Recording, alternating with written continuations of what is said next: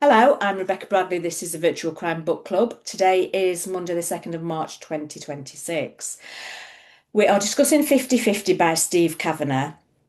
Um, there will be full spoilers, so if you're watching this on a video catch up, then be aware if you are reading and haven't finished or plan on reading it, you may want to stop and come back because we will discuss everything. Um, so, did you enjoy 50/50? Yes. Yep.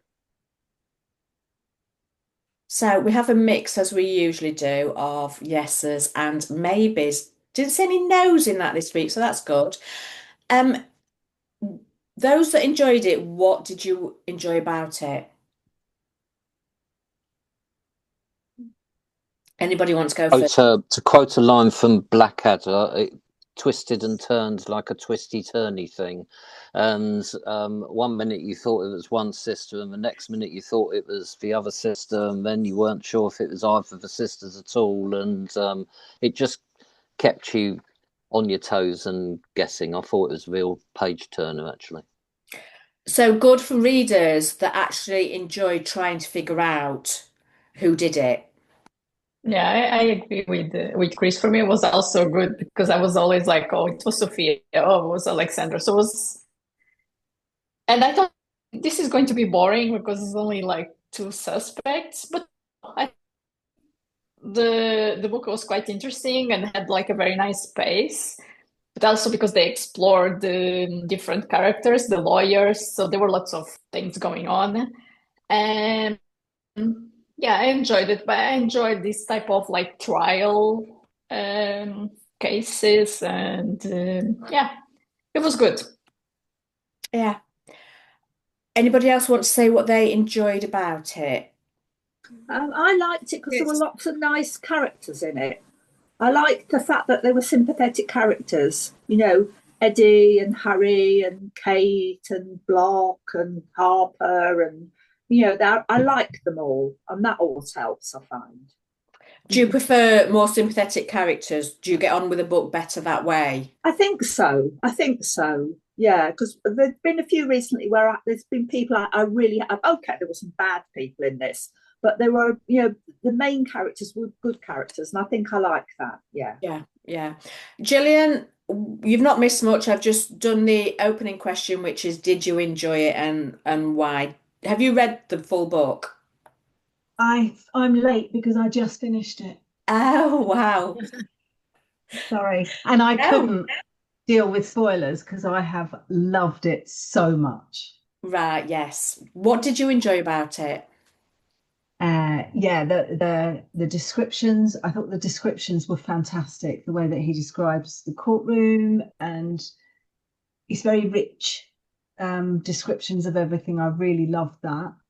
Like characters, the plot was the twisty turny bits in the plot were fabulous. And I thought it started really quickly, so started with a bit of a punch and just loved it. Loved it. Absolutely loved it. Yeah, yeah. I see you've got the book there, Clark. What did you enjoy it? Um, I thought it had things that I liked in it. I liked the setting. I liked New York. I liked it. Who doesn't like New York? Well, some people don't. I liked the legal chit chat. But there were things about it that I just thought it could have done better. I thought it felt like the fourth or fifth book of a series to me. That was kind of slightly running out of steam. I thought the characterization was pretty unsubtle. Yeah, there were really nice people in it. They adopted stray dogs. The bad people were members of neo-Nazi leagues. It was pretty clear who was on what side, and there were only two suspects, as Vera said. I did wonder for a while if it was somebody else, but it was pretty clear that there were only two suspects. I thought it was quite. It felt a bit like a clever experiment more than anything, more than anything else. But yeah, it was okay. I didn't dislike it. I just thought it was a bit run of the mill, basically. It is actually the fifth book in the series. Well, there you go. Yeah. Yeah, so yes, it was. Did you think you'd missed anything by joining in? Did anybody feel they'd missed anything by joining in the series at the fifth book?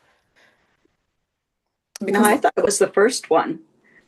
I hadn't looked to see which number it was or anything like that, but it was kind of like a setup for more.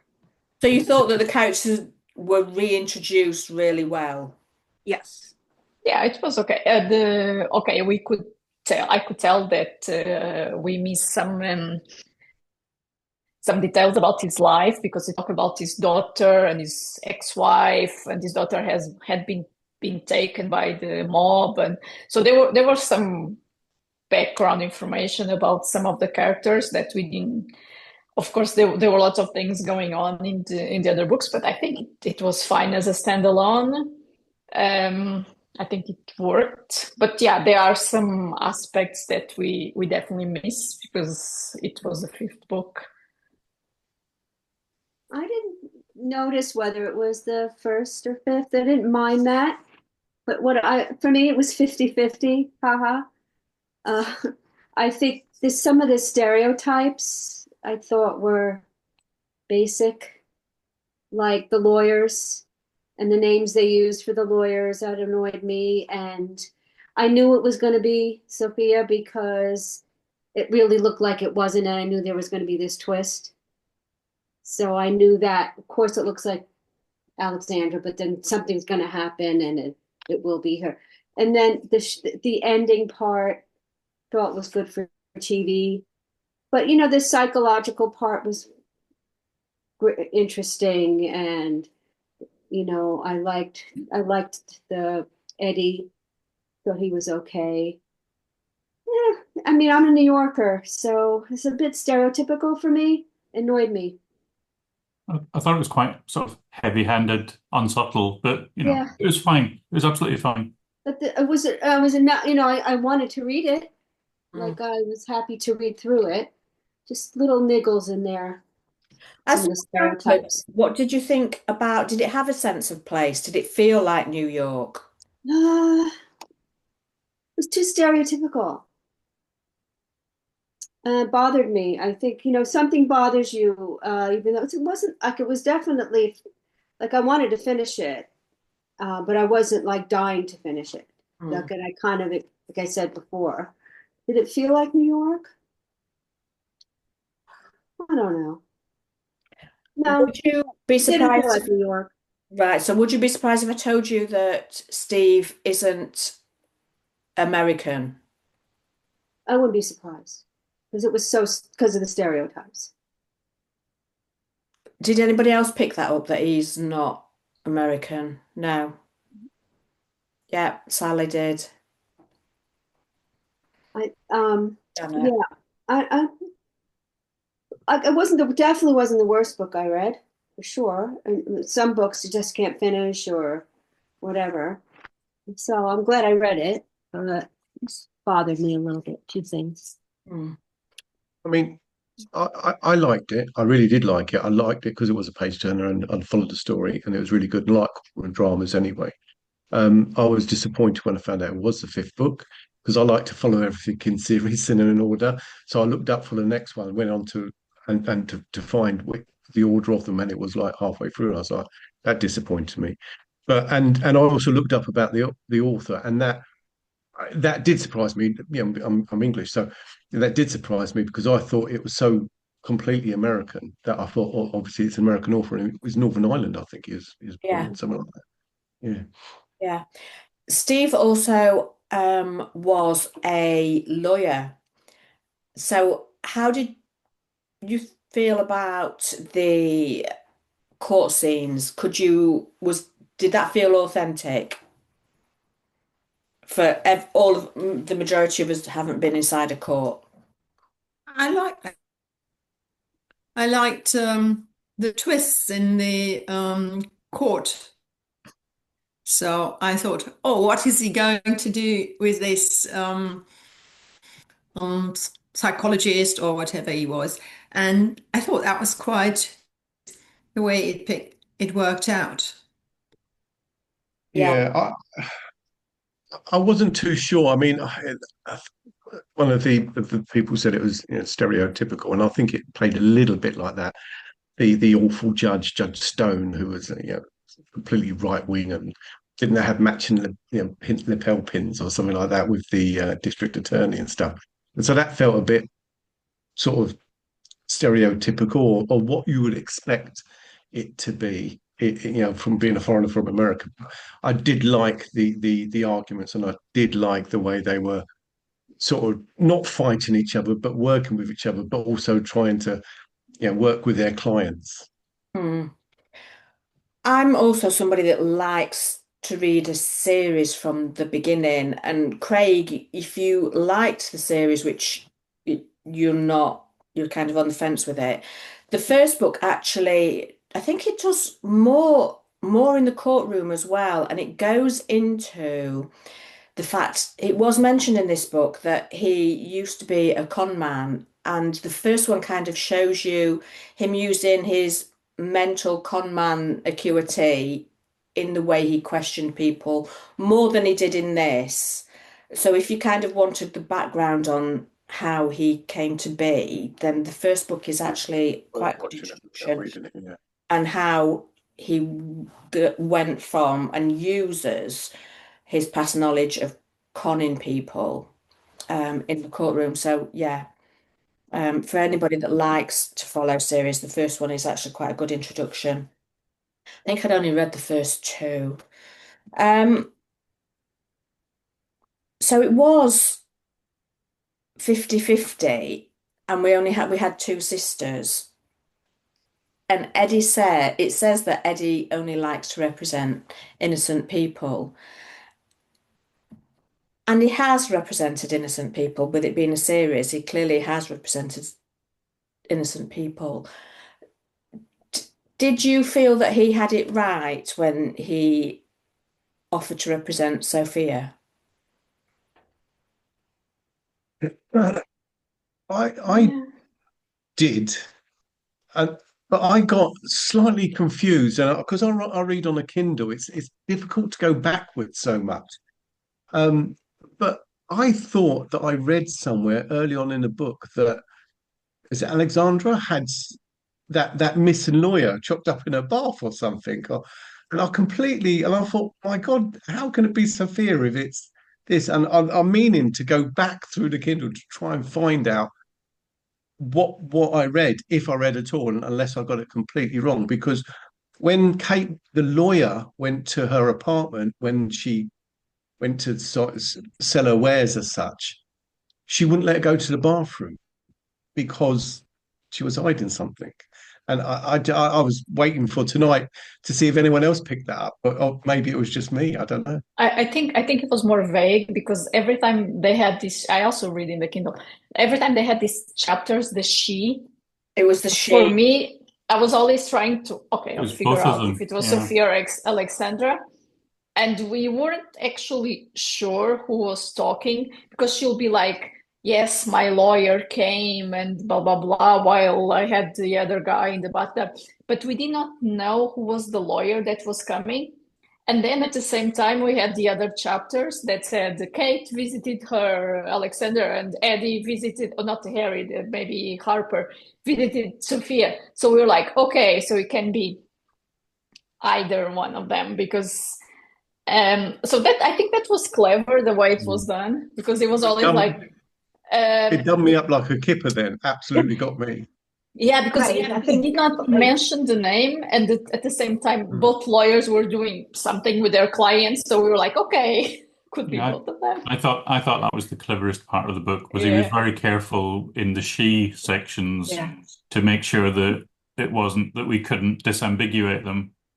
And I noticed that bit about, I met my lawyer earlier. Well, actually, they both met their lawyer earlier.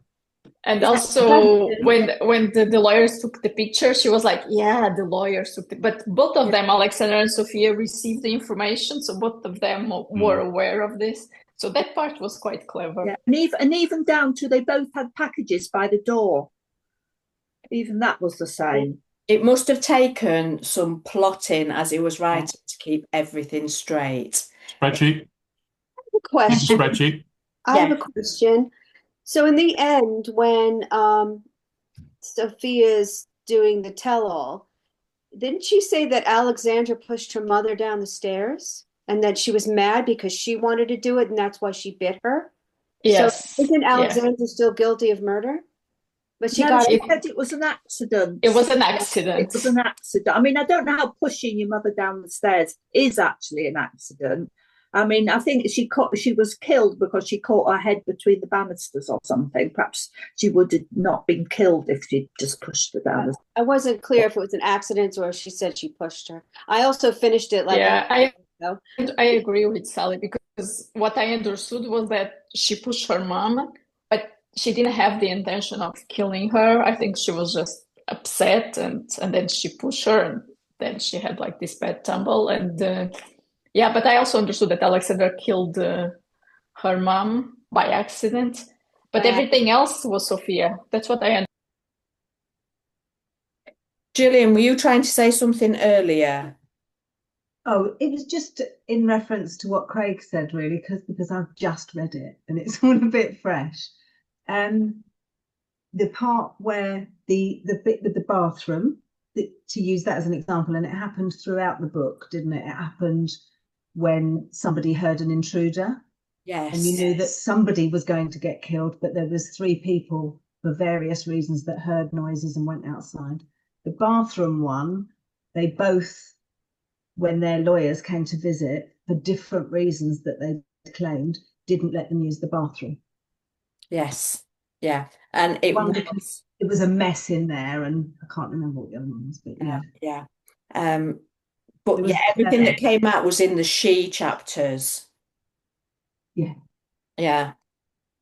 How well did you think the she chapters worked within the rest of the book? I thought they worked well. They gave an opportunity to really get the darkness across of the character. Yeah. Yeah, for me, I liked them. I think it was a smart way of doing it, and it was important to understand the motivation of the killer and all the background and all the other killings and everything. But it was done in a smart way because we were always wondering who is she, and yeah, I like that one. So, bearing in mind what we've discussed about the way that he did it with the she chapter saying that there was a body in the bathroom, and then both sisters, or the lawyers for both sisters, saying that they attempted to go to the bathroom. How often were you changing your mind about which sister it was going to be? And which point did you actually make a firm decision you decided?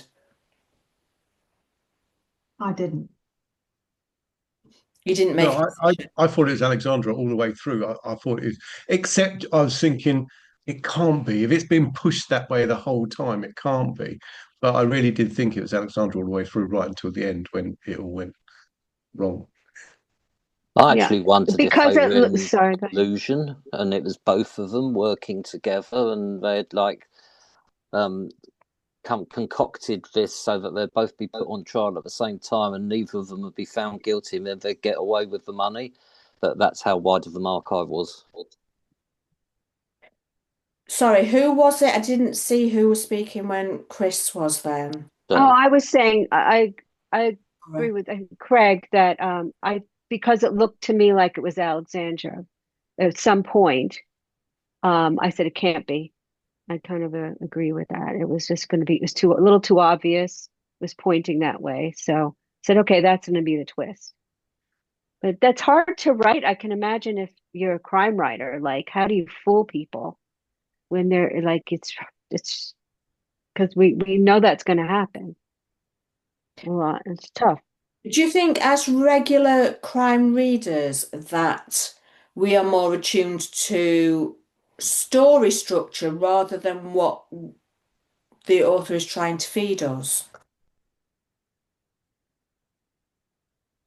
Or do you just get interested in the story? I think we get used to this, as if we read enough, there's only so many structures that can be written a lot of times. So we make our decisions based on the structure because we've read something like it before. Because in TV shows, for instance, if I see an actor that I know as a guest in the show, I automatically pick them out as that's going to be the killer because Yeah, of course, yeah. so I do find that there's something about structure, or there is usually something that and it's I don't know whether it's because I try and write it as well. Does it affect how you read or enjoy who done it specifically? Or is it just me that because I had in the back of my mind that we're so stuck on Sophia being the innocent one that she was, if there's going to be a twist at the end, she clearly was going to be the one that had done it. And that it was purely because he was so struck that, and Harry was, and what was her name? Kate. Harper also thought she was innocent. So I thought, well, she can't be simply because of the way a crime novel works. I Well, think No, I Sophia's just that happened on the other side as well, though. As I was reading it, because I crammed it. I think possibly just as many, I don't know, was the amount of times that Kate was absolutely, they both said, absolutely, there's no way I absolutely believe that I'm representing an innocent person. So I think it appeared as many times their influence, absolutely 100% believing. And so I felt like that was pushing that narrative just as strongly. To be honest. So I was so wide of the mark that I assumed it, I even thought Block might be involved at one point. Totally wrong. She was unusual, Block, yes. So I liked her a lot. yes, I like that character. One of my favorites. was she? Because she Yeah, was. because she was. Yeah, go ahead. Go on. No, because she was different and she was quiet and she was an observer. I thought she was cool. I liked her. I don't know. I think I hadn't imagined what she might look like, and she seemed an odd match for Kate. But like, I think it was an old family friend or something. yeah, school friends. Yeah, yeah. I Yeah. liked her. I don't think And Kate could work her out either, could she? No. So Kate was the other lawyer. How did you get on with Kate's chapters? I liked Kate. I really rooted for her because of the start she had with, was it Levy or that awful lawyer chap? And so I really rooted for her. I mean, a great ending for her against her old boss. But I really wanted her to beat him up in a courtroom. That would have been ultimately for me really good. I liked her. I did root for her quite a bit. But it was funny though, because I rooted for her, but I rooted for the other lawyer as well. Really did play well actually. I did like this book. Yeah, yeah. Because as Sally said, they were all so likable, Yeah. other than the sisters themselves, that you kind of, you do, I suppose, root for both of them, don't you? Did you trust everyone in the book?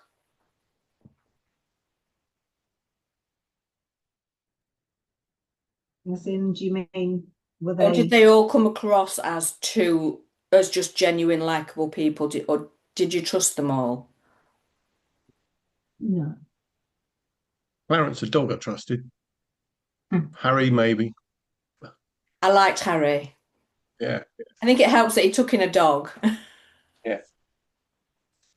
I even like Jimmy, who's a real, Jimmy's a sort of mafia boss type person, isn't he? Yeah. You know, think nothing about killing people, etc., etc. But actually, he was came across as quite a nice bloke. He was the guy that went to the hospital, wasn't he, at the end? It took me a minute then to remember who he was. He went to the hospital when that guy Jimmy had the been run Hat. over. Yes, his employee was slipping the drugs to Frank. Valley. Yeah. Hal, or was it Hal? Yeah. Yeah, that's right. And he said, "Yeah, you better tell the truth, etc. Otherwise, I'll kill you. If she didn't kill you, I'll kill you." But he was lovely. Which they're not lovely. They're not really lovely. That was a bit far-fetched, in my opinion. Yeah. Like some of the stereotypes around these characters bothered me. That was one of them. That's just like, man, it wouldn't be like that. Do you think that's because you are so local to where it was set that you pick up on it so much? It's not about the local. It's just a few things hit home, and I don't want to really say about the evil lawyers that bothered me. It was stereotype. Yeah. So I don't think that was written well. I thought the characterization was really unsubtle. Yeah. I would agree. They were very tropey. Every time he poured a glass of whiskey, a too big glass of whiskey, I did feel like it was, okay. That was a definite trope thing, wasn't it? And it was legal thriller month. How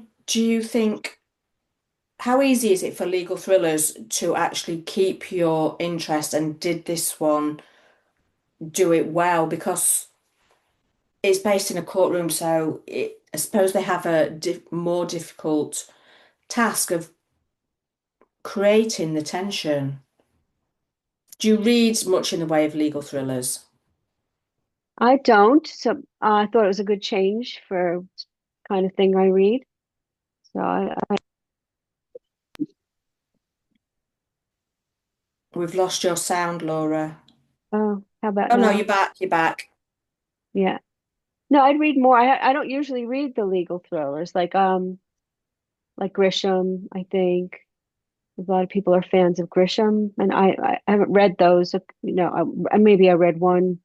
So I thought it was a good change for me to read a legal thriller.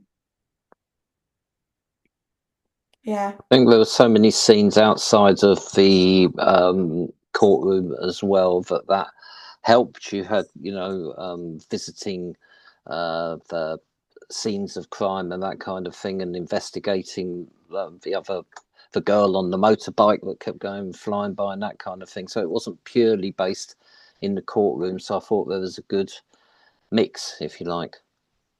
Yeah, for me it was also a good balance between the legal part, which I enjoy. I really like Perry Mason. I read all the Perry Mason. And I like Suits. I watch it on TV. So I like this type of legal drama. But I think it was a good balance between the scenes in the court and everything else that was happening outside.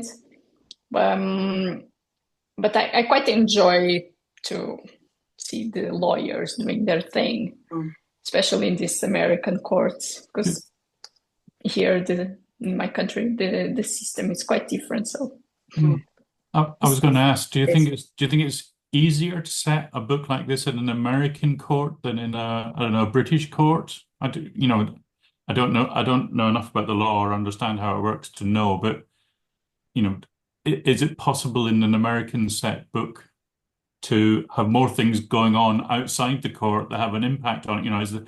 Is there more freedom? We were talking about the constraint of this setting. Is it easier? Is it in an American court than in a British court? I don't know. British courts are they're a lot more restrained. They've got this old they still hark back to the olden days, whenever it was, when they wore wigs and gowns, and they're still wearing wigs and gowns in Crown courts, not in magistrates. But Crown is where you would have the big murder trial. So it's very buttoned up here, and I think it feels a bit looser, even though they have their guidelines. It feels very buttoned up here, and I think a legal thriller in the UK would have a very different feel to the US. I agree, because from the TV series, okay, it might not represent a reality, but you can tell the differences between the UK court and the US one. I think in the US it's more exciting. So I think it's easier to have a page turner like in an American court and in the British court. And in the lawyers also act in a different way. So yeah. Which is maybe why the author chose to set it there. Probably. Or why did he, he's been a lawyer in the UK, but he's set it in New York, but perhaps that's why he chose to do so. Yeah. You can do so much more in a US court than you can in a UK court. And so there's so much more that an author can do, especially in a fictional book. I didn't read this book. I've read some of his other books, and I just had a bad month. But he does take a lot of license with what he does, and in his other books there are things that even in an American court you couldn't have a situation like that. A really good book that I read recently in a British court was The Cutthroat Trial. I don't know if anybody else has read it, by The Secret Barrister. And I wish I had read this book, because then I could have answered. That one was really good in terms of the British court system. And so maybe sometime in the future I'll recommend it, and you can really see the contrast. The other thing in America, there's plea deals are so much more important. There's, we get to take the fifth. We don't have that prohibition on if something you do not say or do say, if you, it can be held against you. Exactly, which is a really big thing. And also in terms of just the press coverage of a trial, is that in the UK, so different. You don't have, totally different. Whereas we just try everything in the press before it actually gets to the courtroom. So, The Secret Barrister, is that a fiction book? Because I know he's done non-fiction. Yes, he or she, because I don't know if you know who the person is, has a blog and talks about the nonfiction side, and I think they've written a nonfiction book also. But the Cutthroat Trial, and I would love to see everyone's reaction to that. That it was quite interesting. And I've referred it on to a few friends here, and they've just really enjoyed it. I think later in the year we could have a UK set legal thriller month. We'll not do it straight away, and we will contrast and compare the differences in tone, and if it makes a difference to the tension within the book. So yeah, that's. I'm sorry. The other thing too is that we don't have the here. If you're either a defense attorney or the prosecuting attorney, and a lot of prosecutors get their start as prosecutors, and then when they get experience, they go out on their own and become defense attorneys. But there isn't the where you have the solicitors and the clerks referring cases and things like that. So that makes for a difference too between the UK and the US system. Yeah, barristers' chambers, they can be given a trial that is either defense or prosecution. So yeah. And and for Americans, it's just like hard to understand sometimes. Yeah, yeah. I mean, the solicitors here, they are either with the Crown Prosecution Service or with a solicitors company that, if you're arrested, you would go to them for defence. But then when it goes to a big trial, it gets pushed up to a barrister who is in chambers that can work either side. So yeah, yeah, we'll do the UK comparison later in the year. I've made a note. I don't think we have double jeopardy here anymore, do we? No, I'm sorry, I have to go. it. Thank you. right. I'll speak to you soon. Lovely. Thanks for So I joining need us, to go. Laura. All right. Thanks. Bye. Bye. That's right, Sally, because when they were mentioning it in the book, I thought they'd done away with that. And it might be that the UK has that. Yeah, I think it's the UK's done away with it. Because when she mentioned it, I thought that had been done away with, so it must be here. Yeah, that's interesting. The other thing that I found interesting was the conversation that they had about female serial killers. Were you surprised by the statistics that came up there with that? I was intrigued, definitely, and I'm glad they put it in. Yes, because he said something, and I had meant to have a look, but I was driving listening to the audiobook, so I forgot when I'd stopped. That the FBI says there's something like 400 serial killers or 200 active in the US at any one time.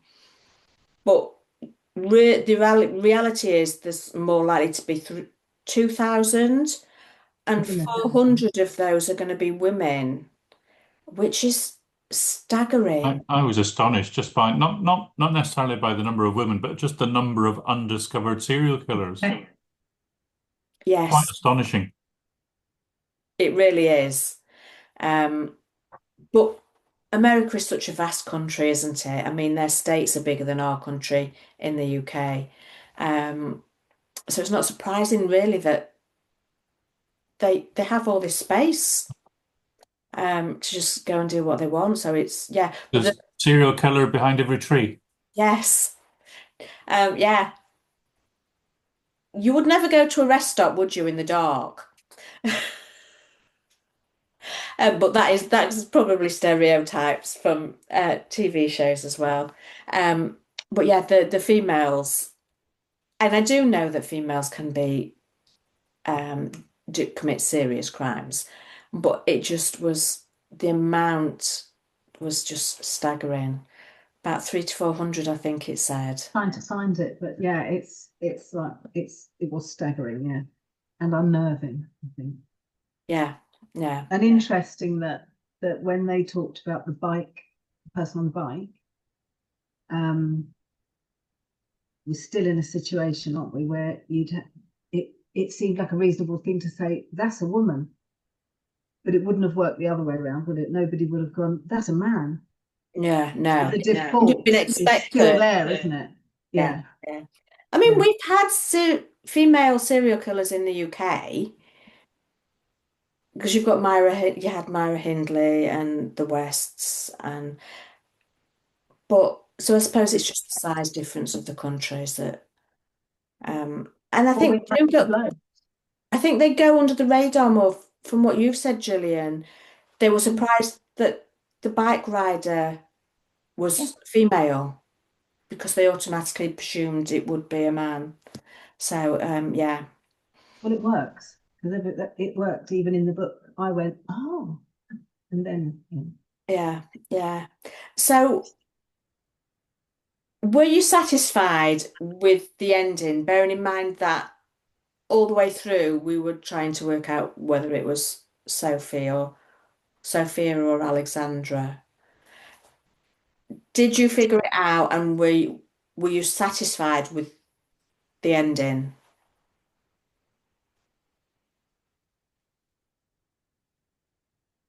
Was anybody dissatisfied with the way it wrapped up? I was just going to say I was very satisfied. I completely didn't get it until they literally had to lay it on a plate for me. But I was very satisfied with the ending.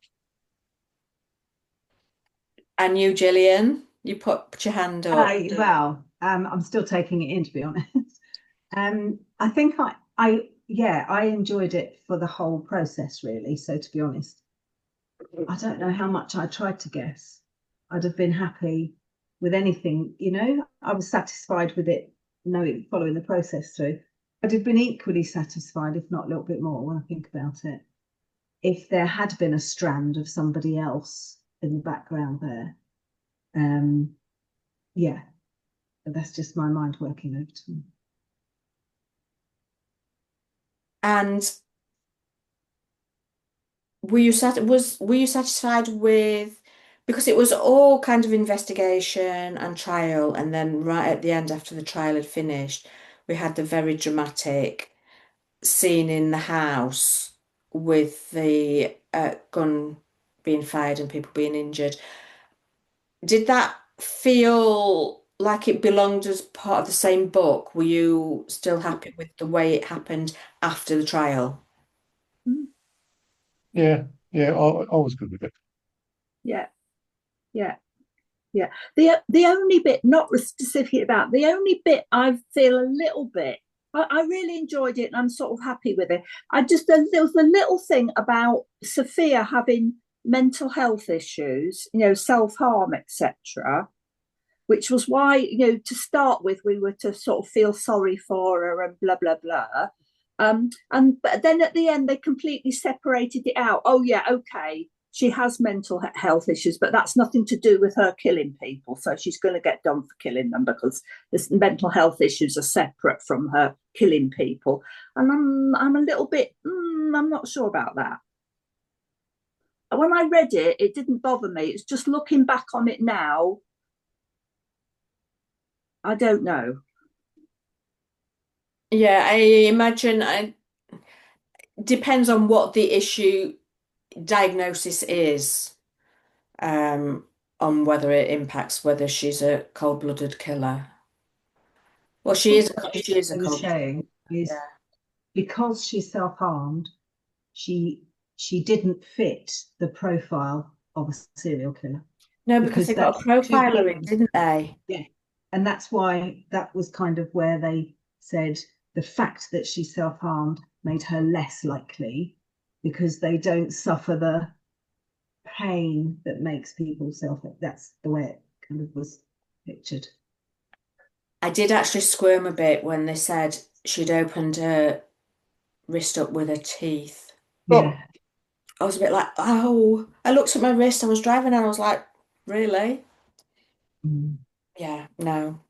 Yeah, you've got to have some kind of issue to stick your own teeth and to try and tear your skin open.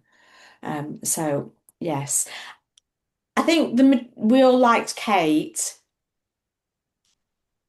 Did you think or hope that she would join Eddie from the start, really? Yeah, I was rooting for that, and I thought that's where it was going to go. And once again, I got led down that path only to be sort of, oh, okay. But I thought the lawsuit that Levy had, albeit all his other shenanigans, was a sound one, you know. But Yes, and because she couldn't prove until they'd stolen that thing out of his pocket that there'd been harassment going on. So yeah, but I was actually really quite pleased that they joined forces at the end because I liked Kate and Block as well. Yeah, I like what did people make of Eddie's criminal activities? You know, after all, this thing we've just been talking about was because Eddie stole Levy's wallet or something, and they did a few other things. I mean, what did people make of that? Is that okay? Is that allowed? It's not. it was It's not. okay because Levy was a horrible person. I think that's standard procedure for US lawyers, right? All TV What, to series steal I to watch, steal their they always do lots of criminal things. Sometimes the lawyers are worse than their clients. So yeah, I think that's standard. that's a fair point, I think, Vera. Yeah, no, I watched like the Lincoln Lawyer suit. they all engage in criminal activities. I think it's part of the thing. Probably it's a cliche. Laura will tell us it's a cliche, but it's really good. But that's the same for police shows, and I've seen an argument against it that the cops will like throw the suspect against the wall just to get a confession, and oh, but it's for the good because they're really bad. And people are questioning, well, you've got cops doing these awful things in reality. You're just showing that it's kind of acceptable. So it's very weird that you get the good guys actually when they do something, it's seen as acceptable. But they did address that with the theft that, well, yes, you can go to the police about it, but then I'm still going to give them this.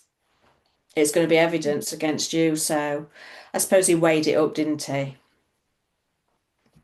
About whether it was worth stealing it. Did he do anything? He didn't do anything in the trial, though, did he? Breaking and entering. Didn't Oh, he encourage that? Didn't do it himself, but encouraged it, suggested it. yeah. Sent Harry off to do a bit of burglaring. And he got Jimmy to pressurize somebody into being a witness, didn't he? Mm. So is it acceptable, or is that is far too big a discussion, I imagine, to go on the end of this Zoom conversation? So will anybody go on to read the next book in the series or even go back to the beginning? You loved it, didn't you, Gillian? I did. I absolutely loved it. And I know, yeah, it had cliche. I didn't. So I took it immediately as a fiction, a book of fiction. So just thoroughly enjoyed being entertained. So I didn't mind that, yeah, there were some things that were a bit, you needed to suspend your sort of Disbelief. expectation or belief. Yeah. But I was all right to do that. And I'll do it again. Yeah. Yeah. I will. Yeah, I'm quite good at suspending disbelief. I just read the story. You're a police officer. Unless it's a British police book, Okay. then I'm like, no, they can't do that. Stop it.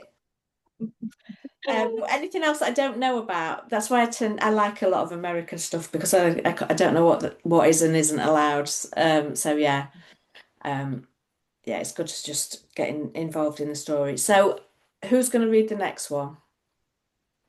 Gillian. I think I'll go back and after what you said and read number one. I might do that actually, Craig. Yeah.